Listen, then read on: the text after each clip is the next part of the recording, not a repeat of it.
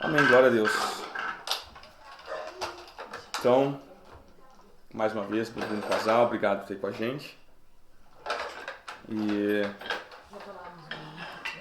só para vocês não estranharem, eu vou sempre dar a palavra aqui em português e inglês.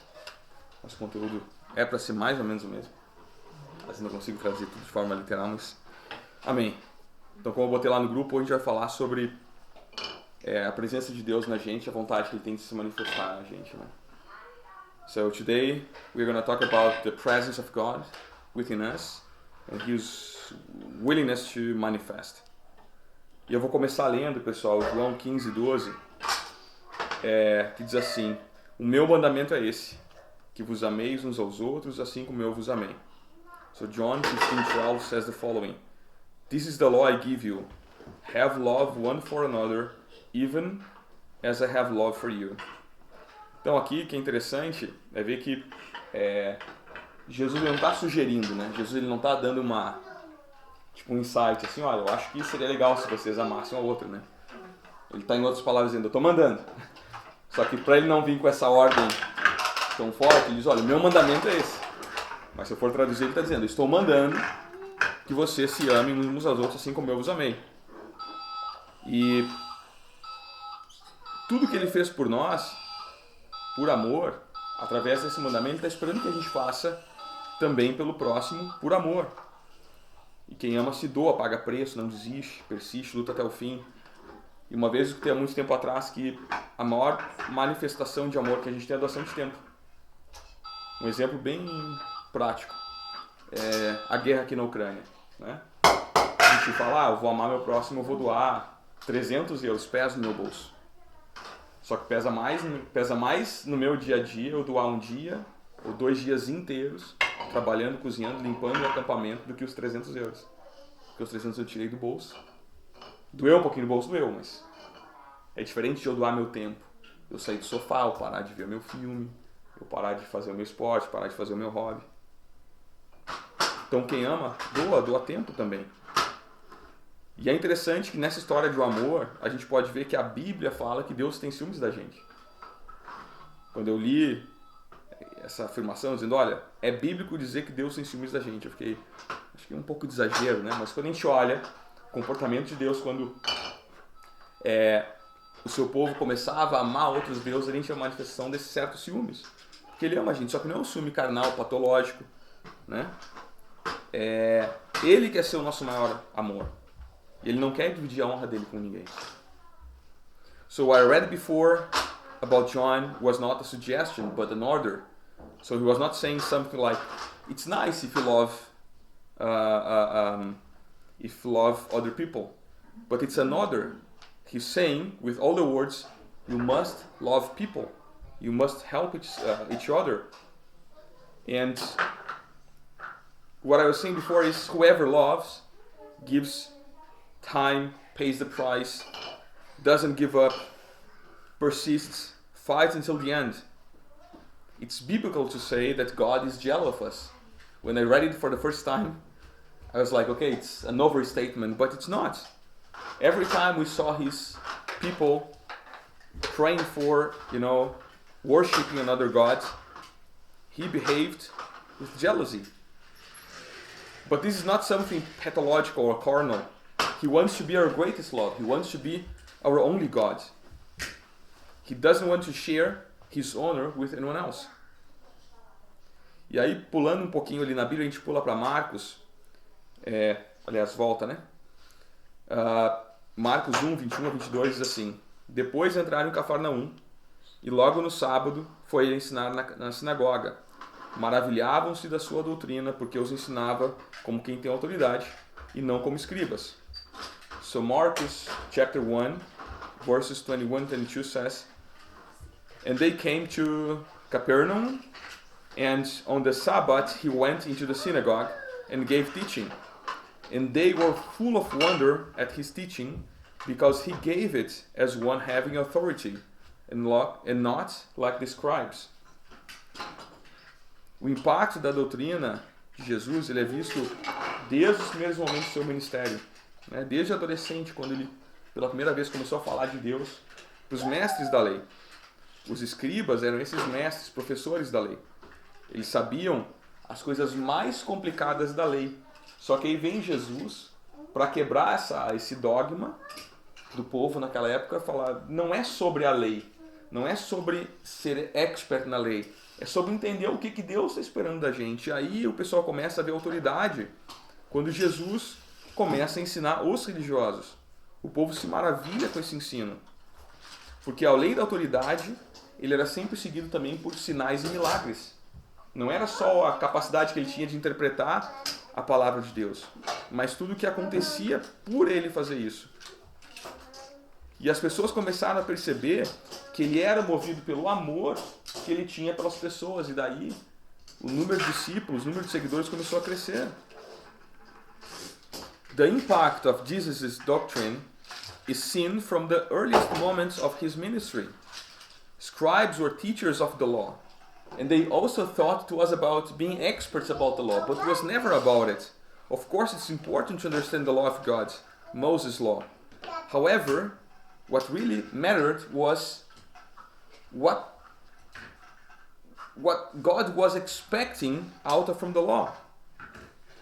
And Jesus is contrasting this religious behavior of those masters, and now they are revealing not only authority, but also some signs and miracles which are following him.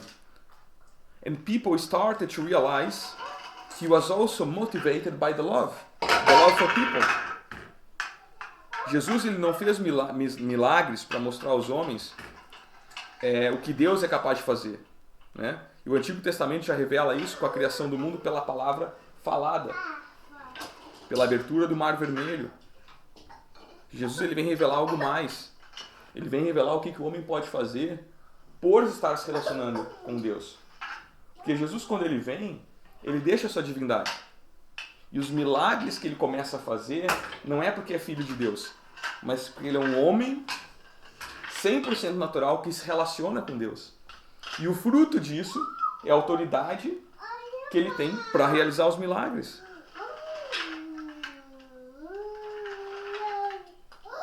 E essa revelação tem que despertar o propósito para a gente.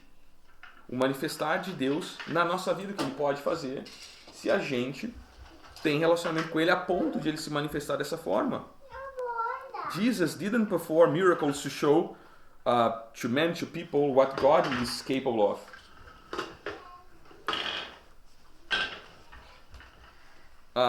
Even in the Old Testament, we already see the creation of the world coming from the spoken word, or when Moses opened the Red Sea. But the point is, all of this could happen because those people, they had a certain relationship with God. And that's the point. That's the point. What Jesus did was not because he was the Son of God. He was 100% natural. A man, a regular man, ordinary man. However, because of his relationship with God, then he could do some miracles. This is why people saw so many signs from him. Jesus é Deus, e mesmo pela passagem na Terra, ele continuou sendo Deus. Só que, como eu disse, ele aqui foi 100% homem. E o fato de ele ter sido alimentado por anjos vem justamente mostrar isso. Se ele não fosse 100% homem, depois de 40 dias de jejum, Deus não ia mandar anjos para, de fato, alimentar a parte humana dele, testificando a humanidade dele.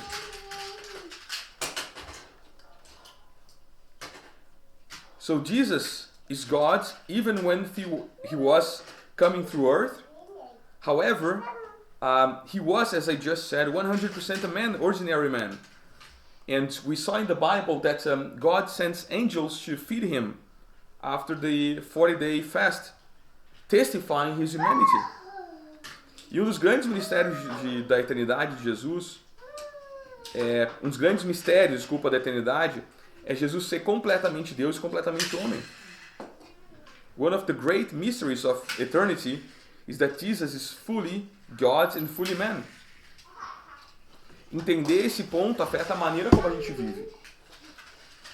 Porque Jesus fez milagres de cura, ressuscitou mortos, multiplicou alimentos, assim como Deus. A gente fica impressionado que a gente não consegue reproduzir a mesma coisa. Mas será que a gente está se comportando como Jesus se comportou para conseguir reproduzir o que ele reproduziu?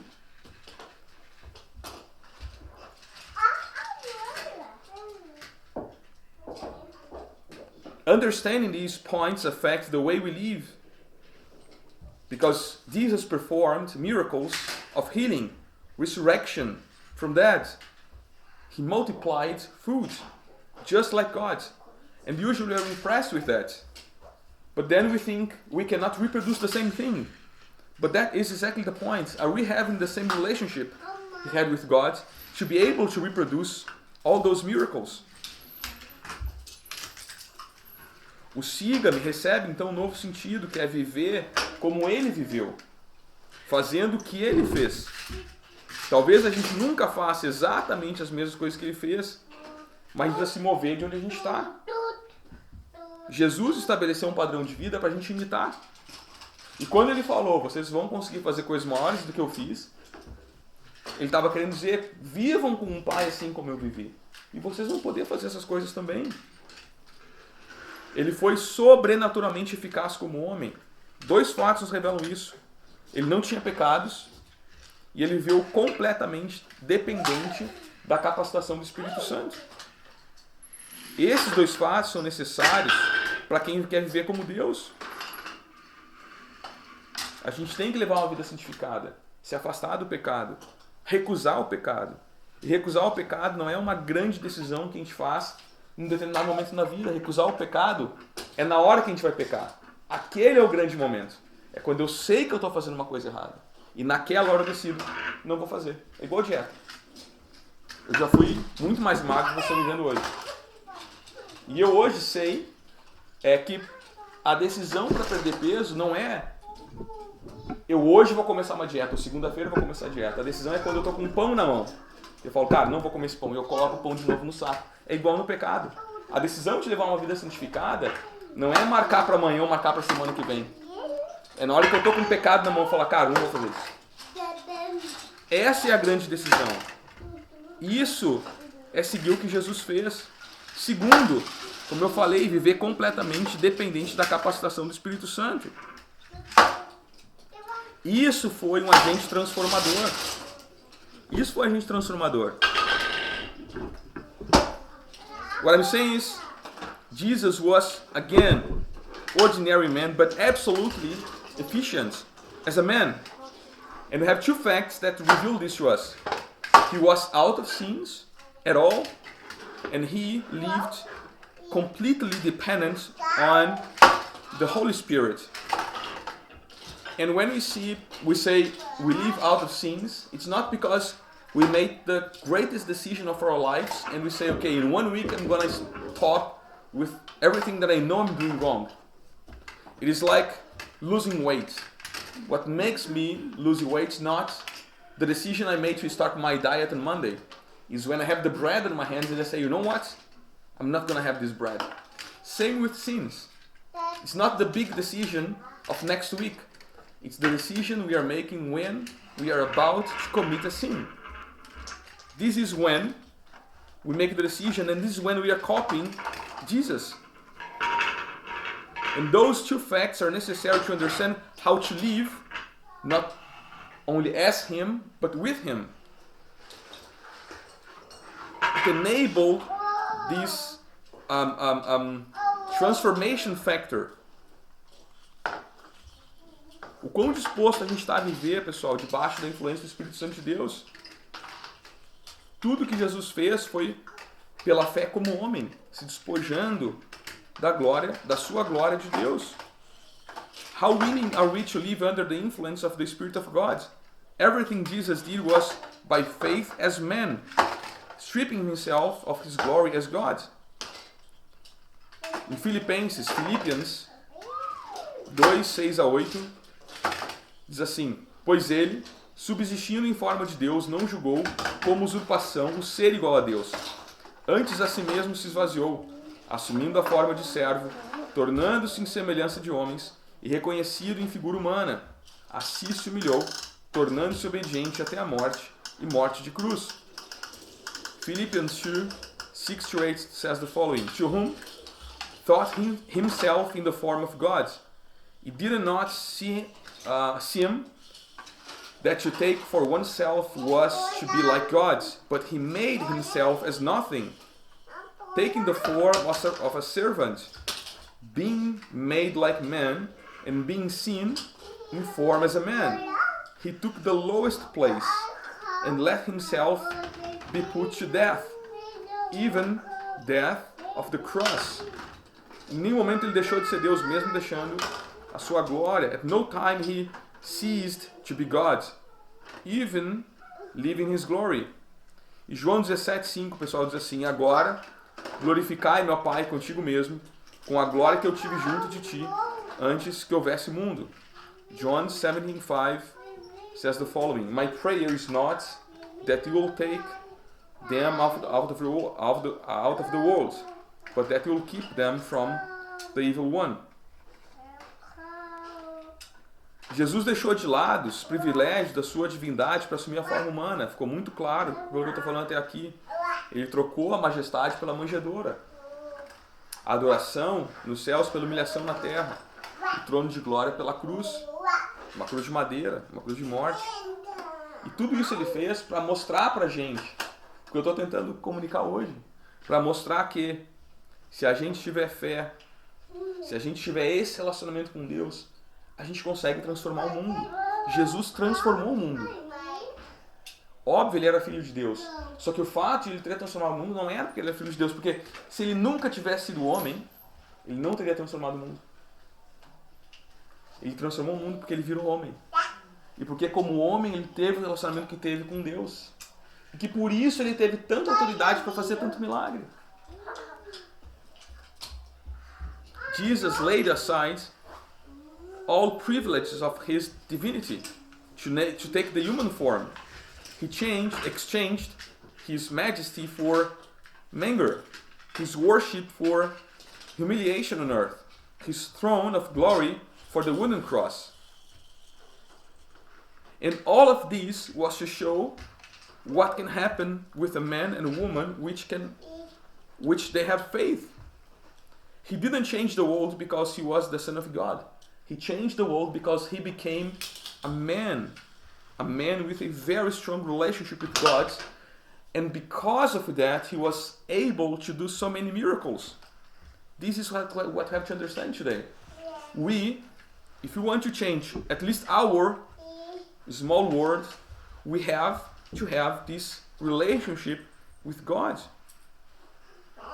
Hebreus 11:6 diz assim: De fato, sem fé é impossível agradar a Deus, porquanto é necessário que aquele que se aproxima de Deus creia que Ele existe e que se torna galardoador dos que o buscam.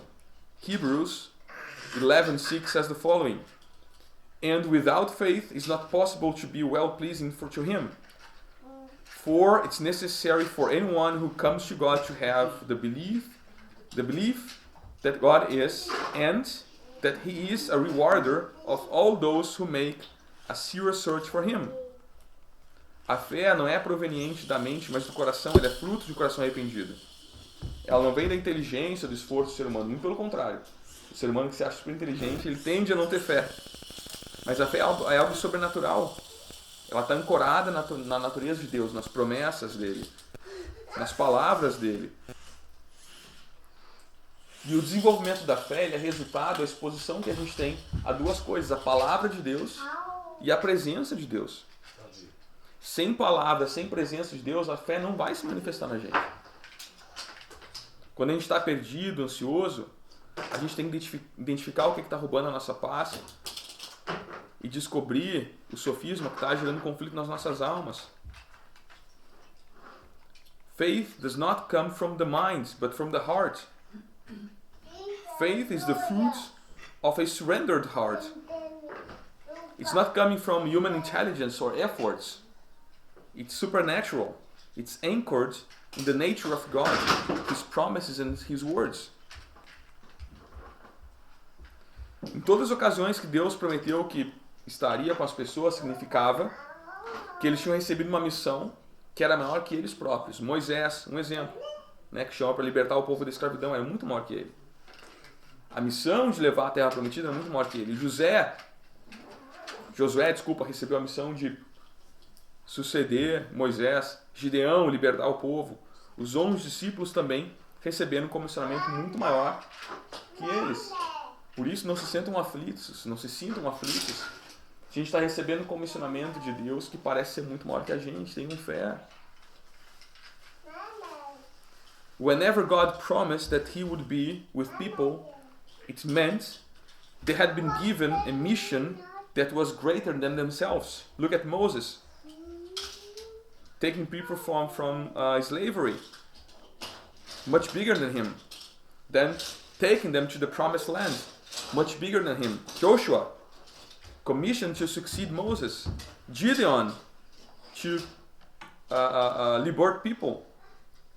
Even the disciples, all of them have received a mission which was greater than them. So if you are getting something greater than you, don't be afraid, have faith. Mateus 28:20 diz assim: Eis que estou convosco todos os dias até a consumação do século. Essa é a promessa, pessoal. Matthew 28:20 says the following: I'm ever with you, even to the end of the world. E essa promessa está conectada à missão dos discípulos, ensinar os povos e se relacionarem com Deus. Não era simplesmente ir de pregar o evangelho. Ir de pregar o evangelho como eu fiz. Se relaciona com Deus como eu me relaciono, e aí vai e prega o evangelho. A presença de Deus requer que a gente realize o impossível, que torne o impossível possível, justamente porque Ele está conosco. É errado pensar que o Espírito Santo está aqui só para nos confortar, para nos consolar, para nos encorajar. O Espírito Santo está conosco também para tornar o impossível possível. Lembra qual é o título da mensagem? Deus, Ele está dentro da gente, Ele quer se manifestar. O Espírito Santo de Deus está dentro da gente, Ele quer se manifestar. This promise is connected to the disciples' mission to teach people how to relate to God. But it's not like, go there, talk about God, talk about Jesus. It's like you first live like Jesus lived. And then you'll have the same authority. And then you go, and then you worship, and then you pray, and then you talk to people about God.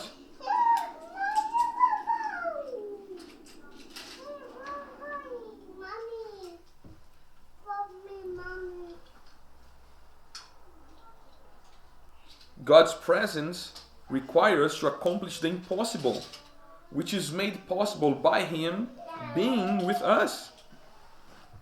It's wrong to think that the Holy Spirit is among us only to comfort us, console us, or encourage us. He is with us to make the impossible possible. That's the point of letting God to manifest in us. Atos 10:38 fala assim, pessoal: como Deus ungiu a Jesus de Nazaré com o Espírito Santo e com poder, o qual andou por toda parte, fazendo bem e curando a todos os oprimidos do diabo, porque Deus era com ele. Acts 10:38 says the following: about Jesus of Nazareth, how God gave the Holy Spirit to him with power, and how he went about doing good and making well, who were troubled by evil spirits, for God was with him. Tudo que Jesus fez foi porque Deus estava com ele. Apesar de Jesus ser eternamente Deus. Qual é a causa do impossível? Qual é a tua causa do impossível? O que te parece impossível? O que te parece uma barreira tão grande? Tem que entender, se Deus está com você, você precisa confiar na garantia que tudo é possível. A gente precisa entrar nessa dimensão da fé. E mais que entrar e nunca sair dela, né? Não adianta entrar nessa dimensão e semana que vem eu estar fazendo os mesmos questionamentos de novo. Eu entro nessa dimensão e eu permaneço nessa dimensão. E mais que isso, todos nós aqui nesse grupo somos pais. A gente tem que ensinar isso também para os nossos filhos.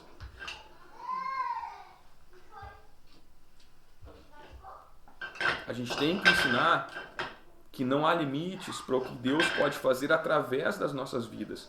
Isso foi uma das coisas que a gente falou na semana passada. A gente tem que ser agente de milagre onde quer que estejamos.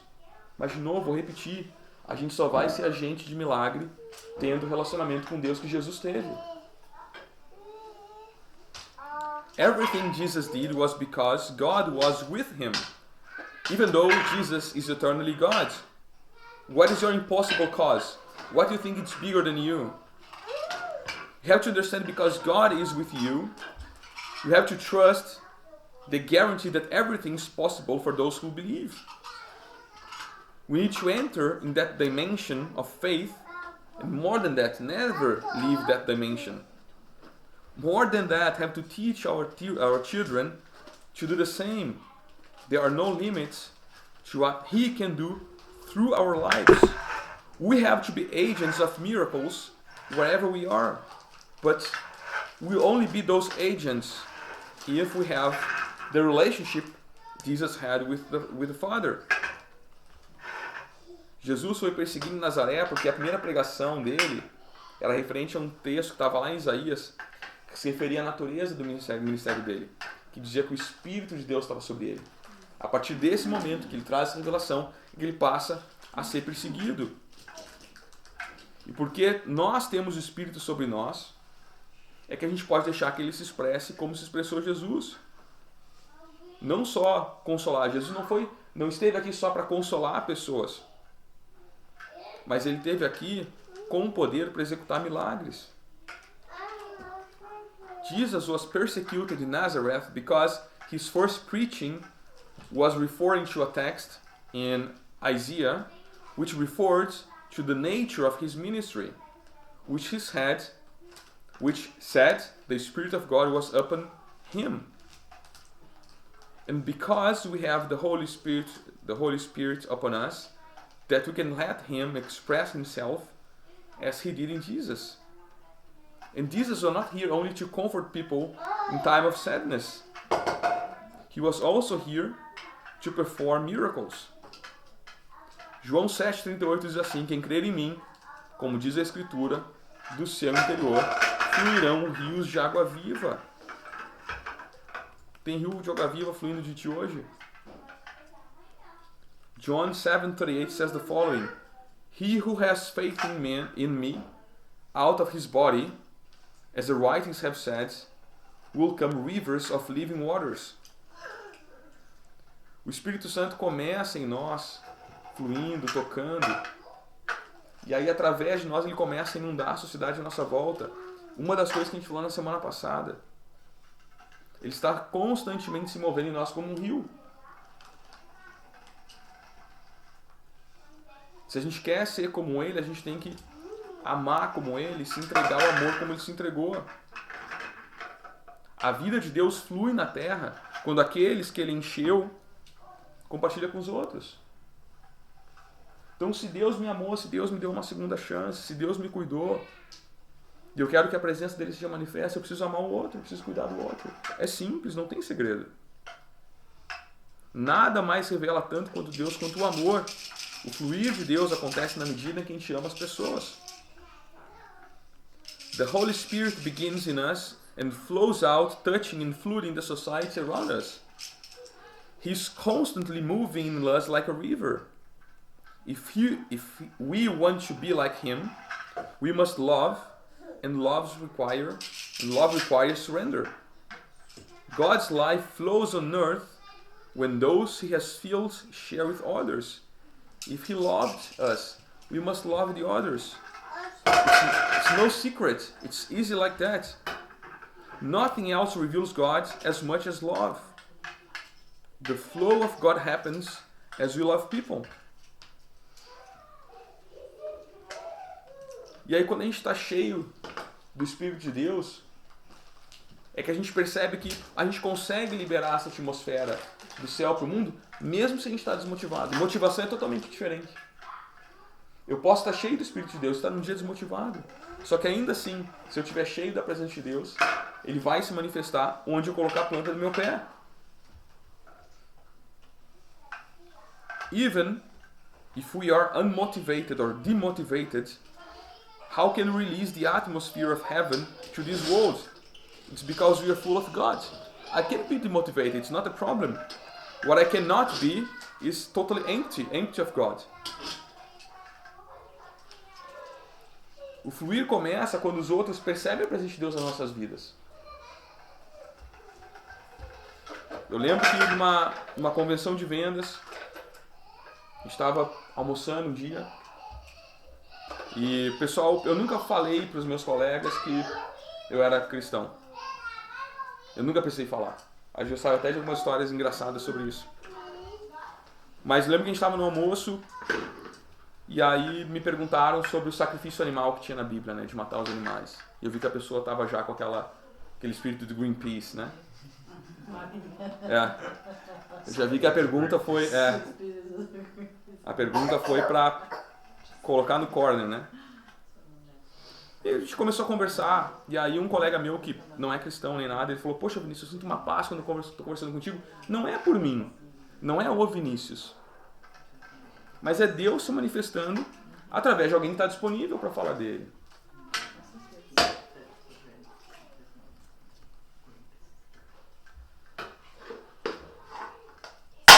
The flow begins when others perceive God in our lives.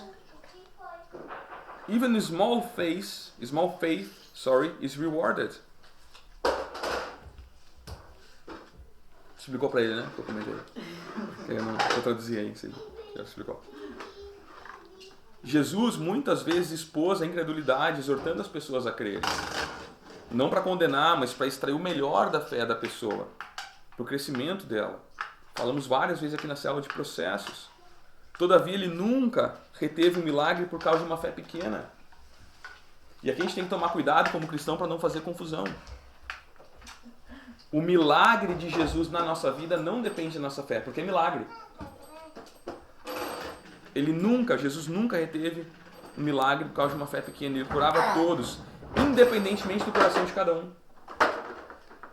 Às vezes a gente vê a igreja fazendo um questionário para aceitar alguém, né? Jesus recebia alguém na frente e falava: você quer ser curado? Então, teus pecados estão perdoados. Ele não perguntava: mas está realmente arrependido? Tem fé que eu posso fazer isso por ti? Vai melhorar o teu comportamento quando voltar para casa? Vai parar de beber? Vai parar de olhar pornografia? Vai parar de... Ele não fazia esse questionário. Ele curava todos, independente do coração de cada um.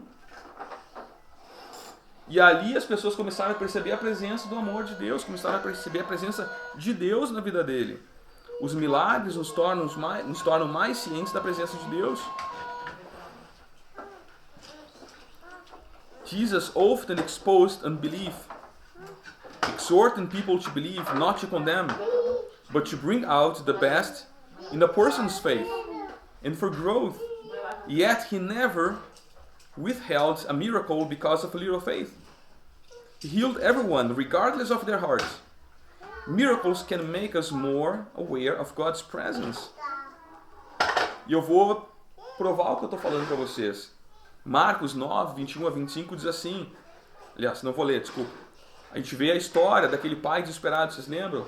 O pai que chega para Jesus e fala: meu filho está sendo atormentado por demônios, ele pode morrer a qualquer momento, a vida dele está em risco. Ele não podia fazer nada. Eram espíritos, não era carne. Aí esse homem questiona Jesus se Jesus poderia ajudar ele. Só que esse homem não só pergunta: Jesus pode me ajudar? Ele pergunta: Jesus, eu tenho uma fé muito pequena, tu pode me ajudar? Prova que Jesus não está esperando que a gente tenha uma fé grande. Porque o milagre dele não depende da nossa fé. Compadecido, Jesus expulsa os demônios, cura o menino. A capacidade de Deus de fazer milagre não está em questão. In Mark 9, from 21 to 25, we see the story of a desperate father, which son was tormented by demons. And even son's life was at risk because of the demons. And the father felt he couldn't do anything because it was spiritual. Then he questioned Jesus if Jesus could help them. But he said, I have little faith. Can you still help me? Yes. Compassionate Jesus casts out the demons and heals the boy. The ability that God can work miracle is not in question. It does not depend on us. Miracle is miracle. João 4:48 diz assim: Então Jesus lhe disse: Se porventura não virdes sinais e prodígios, de modo nenhum crereis. Isso aqui é muito forte, pessoal. Jesus está falando: se vocês não verem sinais e prodígios, vocês não vão crer. Por que isso é muito forte? Já vou explicar. John 4:48 says the following: Then Jesus said to him, You will not have faith if you do not see signs and wonders. A gente pode entender esse texto como Jesus apontando o meio pelo qual a fé se desenvolve. Porque milagres são a expressão do amor de Deus. Experiências sobrenaturais levam até os incrédulos a crerem em Deus. E eles deixam de ser ateus em fração de segundos quando eles veem um milagre. Os milagres acendem a nossa fé. E é por isso que Deus vai fazer milagres e sinais e maravilhas nas nossas vidas. Só que se você não estiver fazendo milagre, como é que você vai fazer o incrédulo crer em Deus? E se você não está fazendo milagre, é porque você não está tendo o relacionamento que tinha que ter com Deus. A matemática é simples.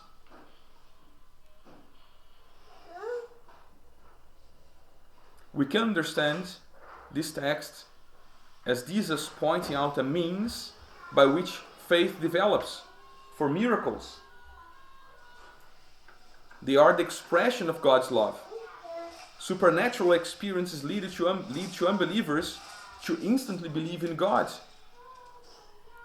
Miracles ignite our faith, which is why God will do miracles, signs, and wonders in our lives. The question is, how do we intend to convince others if we cannot make miracles in the name of God? And we will not be able to do so if we don't have the relationship that Jesus had with his Father. That's the whole point of this message.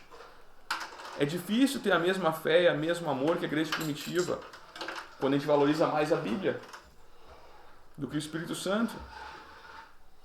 A gente precisa manter o valor da Bíblia à medida que a gente aumenta o valor que a gente dá para o Espírito Santo. Não tem que ser nenhum nem outro. O Espírito Santo é o autor da Bíblia. E quando a gente estuda a palavra, a gente começa a ser iluminado por ele. Aí que a gente começa a penetrar em outras dimensões espirituais, trazendo a realidade do céu para a terra. A gente não pode enfatizar mais a experiência do que a palavra, nem o oposto. Porque fé precisa de experiência.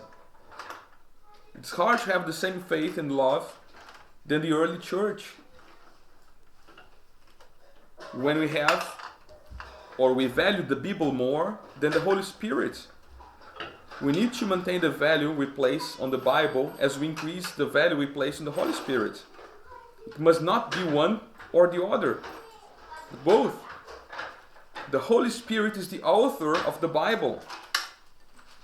When we study the words, enlightened by Him, we penetrate those spiritual dimensions, bringing the reality from heaven to earth.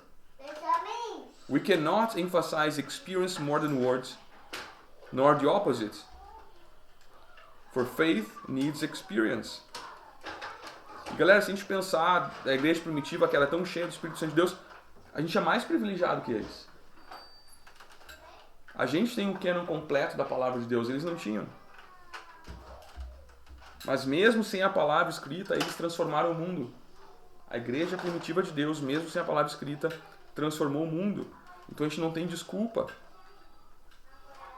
O Espírito Santo capacitou eles, é o mesmo Espírito Santo que pode nos capacitar hoje.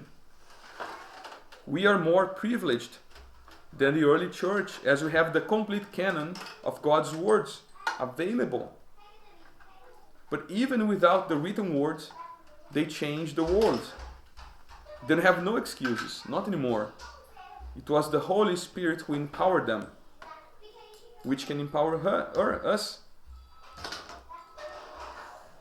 Para finalizar, pessoal, assim como os cristãos da igreja primitiva, o Espírito Santo de Deus também pode nos guiar, nos direcionar em cada situação.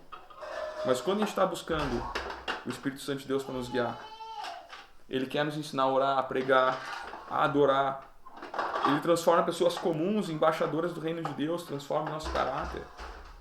O amor que temos por Deus e pela palavra tem que ser demonstrado por aquele que inspirou a Bíblia, o Espírito de Deus. Quantas vezes a gente ora pelo Espírito Santo de Deus? A gente não tem que ouvir alguém que desvaloriza a palavra de Deus escrita e também alguém que não vive uma vida de sensibilidade ao Espírito de Deus.